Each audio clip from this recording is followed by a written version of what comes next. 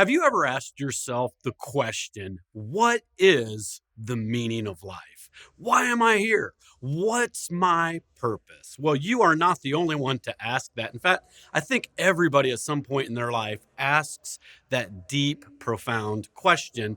What is the purpose of my life? We're going to look for a moment at a man in the Bible named King Solomon, and he asked himself that same question. And King Solomon was known as the wealthiest and wisest man to ever live on the face of the earth. And so he set himself out to pursue purpose and meaning. And he went through 6 different things that many of us go through to try to find the meaning of life. And there's a book in the Bible in the Old Testament called Ecclesiastes, and it's really kind of his journal as he's sharing the journey for him to find the meaning of life. So we're going to take a look at the 6 things that human beings try to find life's meaning and then find the conclusion of what Solomon summarized this journey by.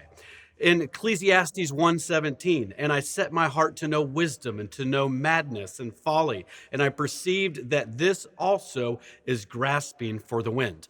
Number 1, Solomon sought purpose and meaning in philosophy. A lot of people think if I can just learn enough, read enough, get enough degrees, enough education, maybe study some mystical writings, I could find purpose and meaning. Solomon did that, and he came to the conclusion that there is no end to studying. There's no end to the number of books you could read. And he summarized it and just said, this also is vanity.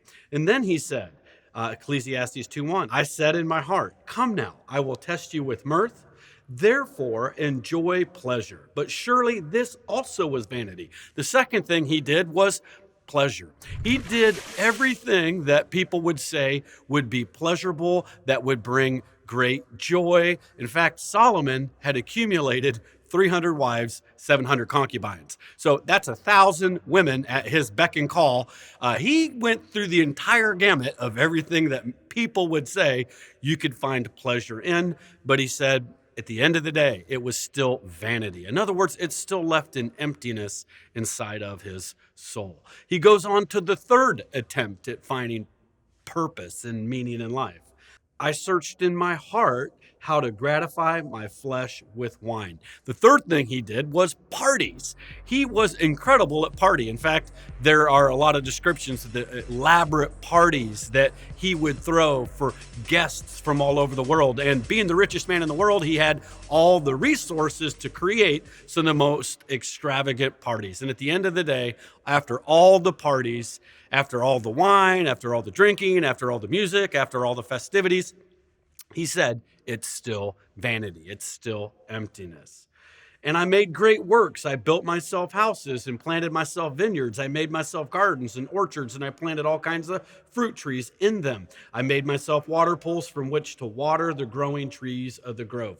The next thing that he pursued was projects. He threw himself into work. He threw himself into doing different things. And there's a lot of people that they're just doing, and they're just running and gunning. And if I could just do this, and if I can do that, and if I could go here, and if I can climb the corporate ladder, I'm going to find success and meaning. And Solomon did all that. He did everything that came to his mind, and he did it really well. People came from all over the world to learn from Solomon, to hear his business strategies, his leadership principles. He wrote a whole book on leadership principles called Proverbs, 31 chapters of it. Over 1,000 different proverbs he wrote. He was the guru of success in his day, and he said it is all meaningless. He climbed the corporate ladder. He had the penthouse office, and it was still empty.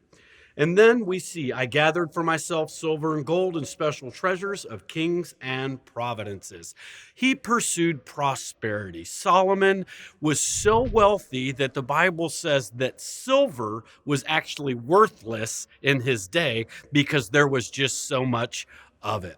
He had enough money to do anything that he wanted, and he said it was still meaningless and it was worthless. And the sixth thing that human beings often try to find purpose and meaning in is power. He had accumulated power. In fact, when you look at all the kings over the nation of Israel, Solomon had expanded the borders more than any other king.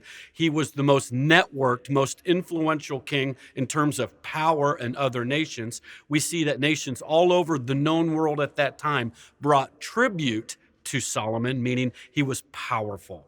And at the end of the day, he tried the six things that every human seeks purpose and meaning in. And let's go ahead and read the conclusion of what he says. Then I looked on all the works of my hands had done, and on the labor in which I toiled, and indeed all was vanity, grasping of the wind, there was no profit under the sun. Solomon, poor Solomon, had everything that human beings could desire, and he says, you know what? It was meaningless. It was empty. We're going to pick up in the next video with his conclusion. So he did everything, saw that it was empty. What was the final conclusion of meaning and purpose in life? See you in the next video.